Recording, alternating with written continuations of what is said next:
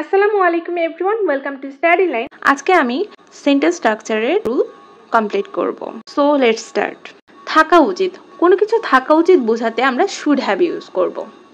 আপনার শালীনতা থাকা উচিত, ইউ শুড হ্যাভ মডেস্টি। তোমার একটি গাড়ি থাকা উচিত, you should have a car. তোমার একটি বাড়ি থাকা উচিত, you should have a house. তোমার প্রাপ্তবয়স্কদের প্রতি শ্রদ্ধা থাকা উচিত, you should have respect for adults. You should have respect for adults. শিক্ষকদের প্রতি আমাদের শ্রদ্ধা থাকা উচিত, we should have respect for teacher.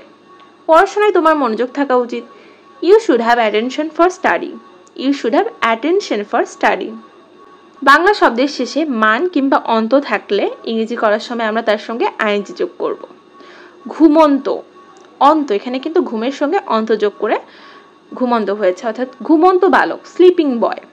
ভার্বের সঙ্গে আমরা আইএনজি যোগ করছি। চলন্ত ট্রেন, মুভিং ট্রেন। চলন্ত ট্রেন, মুভিং ট্রেন। উড়ন্ত পাখি, ফ্লাইং বার্ড। এখানে ভার্বের সঙ্গে আইএনজি যোগ করতে হবে। মান কিংবা অন্ত থাকলে ভার্বের সঙ্গে আইএনজি যোগ করতে হবে। কোনো কিছু করতে বাধ্য হওয়া বোঝালে কম্পেল টু ইউজ করতে হবে এবং ভার্বের প্রেজেন্ট ফর্ম বসবে। আমি ইংরেজি শিখতে বাধ্য, I am compelled to learn English. আপনাকে অবশ্যই ইংরেজিটা শিখতে হবে, কারণ ইংলিশ একটা ইন্টারন্যাশনাল ল্যাঙ্গুয়েজ। তাহলে আমি ইংরেজি শিখতে বাধ্য, I am compelled to learn English. আমাদেরকে সব কাজে কিন্তু ইংরেজিটা ইউজ করতে হয়, তাই অবশ্যই আমাদেরকে ইংরেজির প্রতি ফোকাস করতে হবে। সে সেখানে যেতে বাধ্য ছিল, বাধ্য, বাধ্য হওয়া বোঝালে কম্পেলড ইউজ করতে হবে। He has compelled to go there, he has to go there. যেহেতু বাধ্য ছিল তাই এখানে আমরা কম্পেল টু ইউজ করছি। He has compel to go there. সে বইটি পড়তে বাধ্য হয়েছে, he has been compel to read the book. বাধ্য হয়েছে, এটা কিন্তু হয়েছে, এর আগেটা কিন্তু পাস্ট টেন্সে ছিল। সে পরীক্ষায় পাশ করার জন্য ইংরেজি শিখতে বাধ্য হয়েছে, he has been compel to learn English to pass the exam. সে পরীক্ষায় পাশ করার জন্য ইংরেজি শিখতে বাধ্য হয়েছে, he has been compel to learn English to pass the exam. তুমি আমার সাথে কথা বলতে বাধ্য হবে, you will be compel to talk to me. অর্থাৎ কথা বলতে বাধ্য হবে, এখানে বাধ্য করা বোঝাচ্ছে ইউ উইল বি, তুমি বাধ্য হবে কিন্তু, তাই you will be compelled, you will be compelled to talk to me.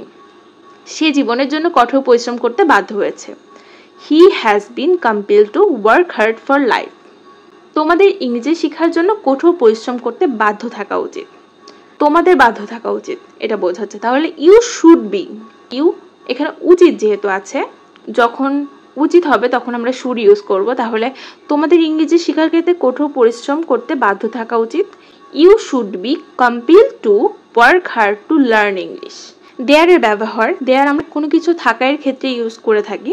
সেখানে একটি কলম আছে, দেয়ার ইজ আ পেন। সেখানে 20টি গাড়ি আছে, দেয়ার আর 20 কার্স। এমনটা বোঝালে আমরা দেয়ার ইউজ করব।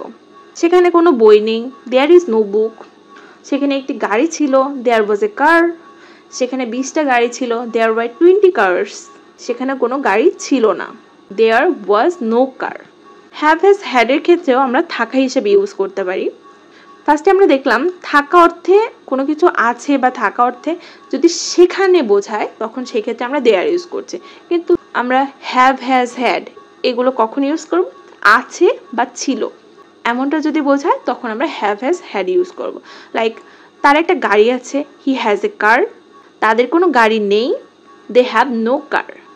তার একটি গাড়ি ছিল, হি হ্যাড এ কার। তার কোনো গাড়ি ছিল না, হি হ্যাড নো কার। আমার একটি গাড়ি হবে, I will have a car. এটা future form, I will have a car. আমার একটি গাড়ি হবে। করিমের গাড়ি হবে না, Karim will have no car.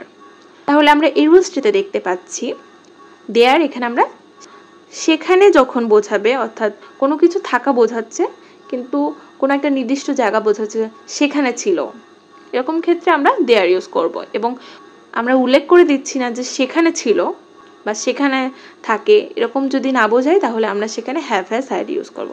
So guys, আজকে এই পর্যন্তই। এরপরে আরও কিছু রুলস দেখতে পাবে পরের ভিডিওতে। ধন্যবাদ সবাইকে।